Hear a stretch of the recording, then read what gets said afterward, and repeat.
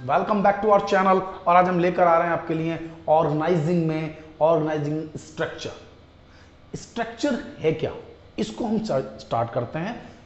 Organising structure समझ रहे हैं ना, कंसेप्ट क्या है? कंसेप्ट यह है कि एक स्ट्रक्चर यानी कि जिसमें हम अपने एम्प्लॉयज के मैनेजमेंट के वर्क को डिफाइन कर सकें।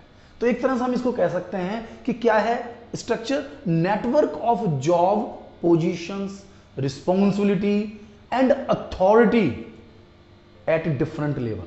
यानी कि ऑर्गेनाइजेशन में जितने हमारे सबऑर्डिनेट, सुपीरियर, मैनेजर्स काम कर रहे हैं, उनके पास कौन सी अथॉरिटी है, वो कहां काम करेंगे, उनके पास क्या रिस्पॉन्सिबिलिटी है, इस बात को डिजाइन करना स्ट्रक्चर है। अब हमारे स्ट्रक्चर में एक्चुअली टू टाइप का स्ट्रक्चर हमने बनाया हुआ है। एक बनाया हमने फंक्शनल स्ट्रक्चर और एक बनाया है डिविजनल। यानी कि organising structure are the two types, functional और डिविजनल। लेकिन स्ट्रक्चर को पढ़ने से पहले मैं आपको कुछ ऐसी बातें बताना चाहता हूं जिससे कि हम ऑर्गेनाइजिंग को बहुत अच्छे तरीके से समझ पाएं। और वो टॉपिक है स्पैन ऑफ मैनेजमेंट। कभी कभी आ जाता है 1 मार्क्स में आ सकता है, 3 मार्क्स में भी आ सकता है, और केस स्टडी आ गई तो केस स्टडी में भी फंस सकता है। तो स्पैन ऑफ मैनेजमेंट क्या है और वो हमारे ऑर्गेनाइजिंग चैप्टर में क्या रोल प्ले कर रहा है, इसे समझते हैं। स्पैन ऑफ मैनेजमेंट का मतलब होता है, या स्पैन ऑफ कंट्रोल ये भी कहते हैं स्पैन ऑफ कंट्रोल, कि एक मैनेजर यानी एक सुपीरियर अपने अंडर कितने सबऑर्डिनेट्स को मैनेज कर सकता है, कितनों को मैनेज कर सकता है। दैट मीन्स कि जो सुपीरियर है यानी मैनेजर, उसके अंडर कितने सबऑर्डिनेट होने चाहिए। यानी इस बात को समझना बहुत जरूरी है कि span of management, what do you mean by the span of management? तो क्लियर है पॉइंट कि how much subordinates are in under of manager या सुपीरियर। तो अब ये बात किस चीज पर बेस करती है? जर्नली तो हम ये कहते हैं, जो मैनेजमेंट के कुछ फार्मूलाज बताएं कि भाई 2 की पावर n-1, तो 2 की power n-1 that is based. तो ये किस चीज पर बेस करता है? 2 मिनट हम उस पर डिस्कस कर लेते हैं। तो एक है जो हमारा मैनेजर है, मैनेजर उसकी कैपेबिलिटी और उसका इंटेलिजेंट लेवल। अभी तो अलग अलग होता है। अब ये नहीं कह सकते कि भाई किसी के अंडर भी 10 रखने हैं तो सभी के अंदर 10 रख सकते हैं। हो सकता है कोई 10 से ज्यादा मैनेज कर पाए और कोई 2 भी मैनेज ना कर पाए। तो ये उसकी कैपेबिलिटी और उसका इंटेलिजेंसी लेवल, जो इंटेलिजेंट लेवल है किसका? सुपीरियर का, है ना। लेकिन साथ साथ एम्प्लॉइज का जो इंटेलिजेंट लेवल है वो भी बेस करता है। यदि आप इंटेलिजेंट लोगों को किसी के अंडर लगाएंगे तो आप आसानी से उन्हें मैनेज करेंगे, आप उन्हें जो बात समझा रहे हैं वो समझ पाएंगे। तो मैनेजर का इंटेलिजेंट लेवल और उसके सबऑर्डिनेट का इंटेलिजेंट लेवल, ये दोनों मैच करते हैं। ये दोनों ही इस बात पर इफेक्ट करते हैं कि स्पैन ऑफ मैनेजमेंट यानी कितने सबऑर्डिनेट्स हमारे अंडर होने चाहिए। इसके अलावा ट्रस्ट, भरोसा, यानी कि मैनेजर को अपने एम्प्लॉइज पर कितना भरोसा है। मैनेजर को अपने एम्प्लॉइज पर कितना भरोसा है, फेथ है। अगर उसे लगता है कि जो उसके मैनेजर्स हैं दे आर गुड, मतलब जो उसके मैनेजर के सबऑर्डिनेट्स हैं वो भी मैनेजर ही हैं, वो टॉप मैनेजमेंट में, वो लोअर में, मतलब उसके जो अंडर काम करने वाले जो सबऑर्डिनेट्स हैं उन पर उसका कितना भरोसा है। अगर भरोसा है कि मैं जो काम कहता हूं बहुत अच्छा सा हो जाता है, दैट मीन्स कि एक के अंडर आप बहुत सारे लोग रख सकते हैं। लेकिन भरोसा ही नहीं है तो दैट मीन्स उसको हर एक को वॉच करना पड़ेगा, तो वो ज्यादा सबऑर्डिनेट नहीं रख सकता। और एक और जो स्पेशल चीज है वो है नेचर ऑफ जॉब। काम कैसा है? अब हो सकता है काम ज्यादा टेक्निकल हो, ज्यादा वर्किंग की रिक्वायरमेंट है, ज्यादा टेक्निकल पॉइंट्स ध्यान में रखने हैं, छोटी छोटी बातों का ध्यान में रखना है, तो फिर हम कम सबऑर्डिनेट्स को ही रख पाएंगे।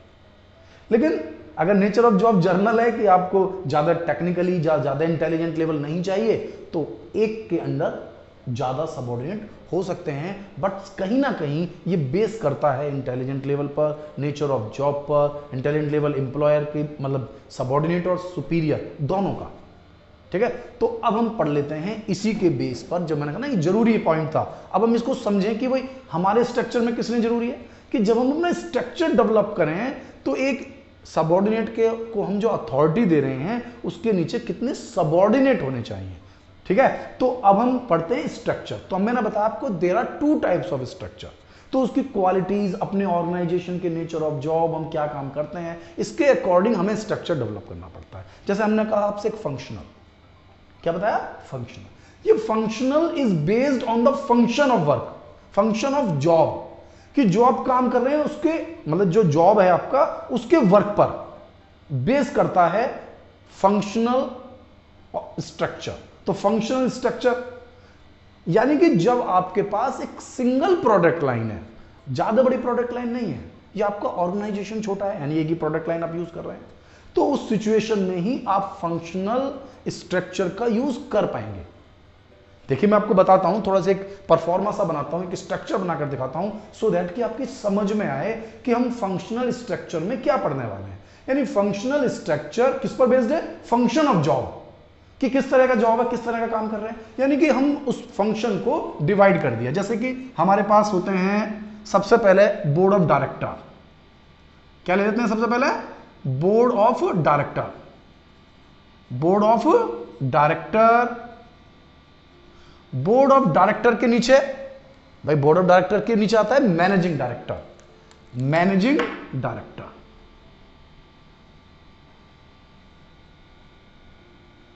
तो मैनेजिंग डायरेक्टर के बाद, मैनेजिंग डायरेक्टर के नीचे अब हमने इसको अकॉर्डिंग टू जॉब हमने डिवाइड कर दिया है। मे बी ज्यादा भी हो सकते हैं, डिपेंड करता है कितना बड़ा ऑर्गेनाइजेशन है। बहुत ही छोटा है तो हम इसको थोड़ा कम कर लेंगे, अदरवाइज ये नॉर्मली हम 4-5 रखते हैं। तो डिपेंड करता है कितनी स्पेशलाइजेशन आप लेना चाहते हैं। अब ये किस चीज पर है, एक ही प्रोडक्ट, एक ही प्रोडक्ट को हमने डिफरेंट वे में बांटा है। जैसे कि सपोज करो हमारे पास उस प्रोडक्ट का प्रोडक्शन, तो एक हमने प्रोडक्शन डिपार्टमेंट बना दिया, एक मार्केटिंग, यानी प्रोडक्ट एक है। अगर आपके पास ज्यादा प्रोडक्ट है लेकिन बहुत छोटी प्रोडक्ट लाइन है तो आप प्रोडक्शन सभी का, सभी की मार्केटिंग, लेकिन उसमें स्पेशलाइजेशन की शॉर्टेज आ जाएगी, क्योंकि हम यहां स्पेशलाइजेशन को तो इंपॉर्टेंस दे रहे हैं। तो प्रोडक्शन, मार्केटिंग, फाइनेंस और परचेज,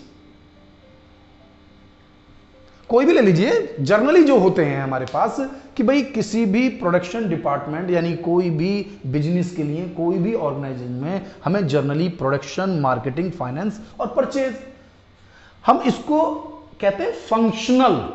अब ये फंक्शनल में भी, अब ये थोड़ी प्रोडक्शन डिपार्टमेंट होगा तो प्रोडक्शन हो गया, अब प्रोडक्शन में भी हमारे पास डिफरेंट डिफरेंट लोग लगे हुए होंगे जो प्रोडक्शन से रिलेटेड काम देखेंगे। ये मार्केटिंग के अंदर लोग लगे होंगे, फाइनेंस के लोग लगे होंगे, परचेज के लोग लगे होंगे। इसमें पहले परचेज मैनेजर होगा, भाई प्रोडक्शन परचेज डिपार्टमेंट है तो परचेज मैनेजर होगा, उसके नीचे सबऑर्डिनेट मैनेजर्स होंगे। फाइनेंस में एक चीफ मैनेजर होगा, फिर उसके नीचे मैनेजर होंगे। एक मार्केटिंग का टॉप मैनेजमेंट मैनेजर होगा, उसके नीचे मैनेजर होंगे। एक प्रोडक्शन डिपार्टमेंट का टॉप मैनेजर होगा, उसके नीचे मैनेजर होंगे, है ना। परचेज मैनेजर, जैसे उसके ऊपर पहुंच जाते हैं जनरल मैनेजर, तो जनरल मैनेजर, इन सब के ऊपर मैनेजिंग डायरेक्टर आ गया। तो ये हमारा हो गया फंक्शनल। तो ये आपको जो ध्यान में रखना है कि जब आपके पास प्रोडक्ट लाइन एक है और आप उसमें स्पेसिफिक यानी स्पेशलाइजेशन को लाना चाहते हैं तो वहां पर हमारे पास होता है फंक्शनल स्ट्रक्चर। अब इसका नुकसान क्या है भाई, नुकसान यह है कि हमारे पास बहुत सारे डिपार्टमेंट हैं तो इसके लिए हमें ज्यादा फाइनेंस की रिक्वायरमेंट होगी, भाई ज्यादा पैसा चाहिए, ज्यादा लोग लगाने पड़ेंगे, एक्सपर्ट लोग लगाने होंगे। लेकिन फायदा क्या है, स्पेशलाइजेशन का, हम स्पेशलाइज्ड वर्क कर सकते हैं। लेकिन यदि आपके पास एक से ज्यादा प्रोडक्ट लाइन है और आपका ऑर्गेनाइजेशन बड़ा है, यानी लार्ज प्रोडक्शन लाइन, यानी कि लार्ज बिजनेस है आपके पास, जैसा आप एग्जांपल लेना पतंजलि है। अब पतंजलि ने तो बहुत सारी प्रोडक्ट लाइन चालू कर रखी है, तो आपको लगता है कि वो जो फंक्शनल है ये उनके लिए एनफ होगा, इंपॉसिबल है। फंक्शनल में वर्क ही नहीं कर सकते हैं, इसमें छोटे ऑर्गेनाइजेशन काम कर सकते हैं। अब इतने बड़े ऑर्गेनाइजेशंस की आप बात करें, चाहे मैं तो एक छोटा सा एग्जांपल दे रहा था, कोई पतंजलि कोई बहुत बड़ा एग्जांपल नहीं है, इतनी सारी कंपनीज हैं, सबके लिए ये सब बहुत सारी प्रोडक्ट लाइन लेती हैं। चाहे डाबर ले लीजिए आप, ठीक है, हिंदुस्तान यूनिलीवर ले लीजिए, तो क्या है, इनकी एक प्रोडक्ट लाइन है, इनकी बहुत सारी प्रोडक्ट लाइन है। तो ये स्टार्ट करते हैं अपने यहां डिविजनल, क्या लगाते हैं, डिविजनल। तो डिविजनल स्ट्रक्चर क्या है, ये जो मेरा डिविजनल स्ट्रक्चर है, डिविजनल स्ट्रक्चर, ये था फंक्शनल, और ये है डिविजनल, फंक्शनल एंड डिविजनल। तो डिविजनल में क्या है भाई, स्टार्टिंग के 2 पॉइंट तो सेम ही होंगे ना। एक तो होगा board of director, board of director, board of director के नीचे मैनेजिंग डायरेक्टर, मैंने कहा ना सेम है। तो मैनेजिंग डायरेक्टर, मैनेजिंग डायरेक्टर के नीचे अब मैंने अब इसमें थोड़ा सा जो आपको डिफरेंस समझना है वो आपको पूरी तरह से क्लियर करना है कि हम जो पढ़ रहे हैं डिविजनल स्ट्रक्चर, एक तो पढ़ लिया हमने फंक्शनल, फंक्शन के अकॉर्डिंग यानी काम के अकॉर्डिंग, और यहां पर हमने कर रहा है डिवीजन यानी प्रोडक्ट को डिवाइड किया है। अब हमारे पास, अब जैसे पतंजलि का एग्जांपल लें तो एक तो वो बना रहे हैं मेडिसिन, तो हमने एक डिपार्टमेंट बना लिया मेडिसिन। क्या बना लिया? मेडिसिन। ठीक है, और क्या बनाते हैं वो? टेक्सटाइल में भी आ गए हैं, वो कपड़े बनाने लगे हैं, गारमेंट ले लीजिए। टेक्सटाइल में नहीं है, गारमेंट में आए हैं वो। ठीक है, तो गारमेंट ले लीजिए। तो क्या क्या ले रहे हैं? प्रोडक्ट लाइन ले रहे हैं, मेडिसिन, गारमेंट, और ले लीजिए। ये तो आप पर ही बेस्ड है ना कि आप कौन से प्रोडक्ट को बना रहे हैं। कुछ कॉस्मेटिक चीजें बना रहे हैं तो वो कॉस्मेटिक ले लीजिए इसमें आप। कुछ और बनाना चाहें और ले लीजिए, जैसे कुछ फूड आइटम्स में भी है वो, तो ये आप फूड आइटम में ले लीजिए। क्या ले लीजिए? फूड। तो बेटा फूड आइटम्स यानी हमने आपसे कहा कि डिफरेंट डिफरेंट, अब ये जरूरी नहीं है कि मैंने 4 लिखे हैं, 5 हो सकते हैं, 6 हो सकते हैं। तो डिपेंड करता है कि एक बिजनेस की कितनी बड़ी प्रोडक्ट लाइन है। यानी कि अगर प्रोडक्ट लाइन में आप बहुत सारे यूज कर रहे हैं, ठीक है, आजकल तुम देख रहे हो पतंजलि हर फील्ड में घुस रहा है, तो इसके कारण ये ग्रुप भी बढ़ता चला जाएगा।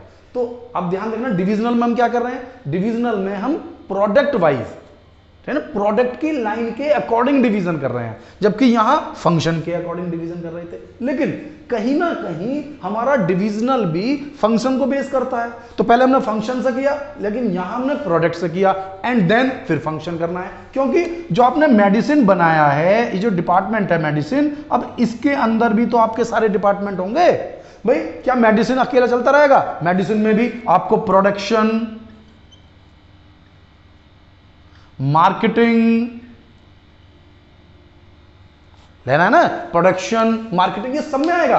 अब ये नहीं कि मैंने मेडिसिन में लिखा है, मेडिसिन में भी आएगा, गारमेंट में भी आपका यही आएगा इस तरह से, कॉस्मेटिक में ऐसा आएगा, फूड में ऐसा आएगा। यानी कि पूरे के पूरे जो डिपार्टमेंट हमने यहां बना रहे थे, जो काम हम फंक्शनल में कर रहे थे वो डिविजनल में करना होगा, लेकिन सेकंड स्टेप में। पहले में हमें इसको प्रोडक्ट वाइज बांटना है, एंड देन फिर वही काम करना है। प्रोडक्शन भी है, मार्केटिंग भी है, परचेज भी है,